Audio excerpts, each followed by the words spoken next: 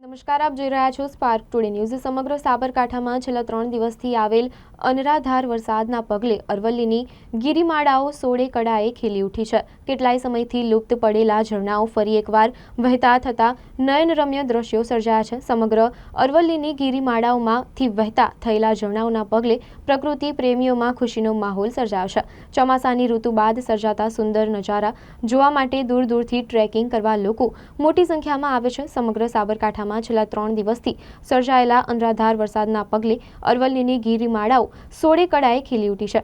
સાબરકાંઠાના ઈડરમાં અનરાધાર વરસાદના પગલે સમગ્ર પહાડી વિસ્તારમાં કુદરતી સૌંદર્ય નિર્માણ પામ્યું છે। સાથે જ અરવલ્લીની હાડમાળાઓમાં હાલના તબક્કે ઠેર ઠેકાણે પહાડો સહિત ડુંગરમાંથી વહેતા ઝરણા સૌ કોઈ માટે મનમોહક બની રહ્યા છે। ત્યારે પ્રકૃતિ પ્રેમીઓ માટે પણ હાલમાં વહી રહેલા ઝરણા ખુશીનો માહોલ સર્જાયો છે। ત્યારે આજુબાજુ એરિયા માટે પણ રોજગારીનું કેન્દ્ર બની શકે તેમ છે। જો કે અવિરત વરસાદના કારણે વર્ષોથી લુપ્ત થયેલા ઝરણા વહેવાના પગલે આગામી સમયમાં ઝરણાઓની સુંદરતા વધશે તે નક્કી છે। ત્યારે આ વિસ્તારમાં મુલાકાતીઓની સંખ્યામાં પણ વધારો થાય તો નવાઈ નહીં।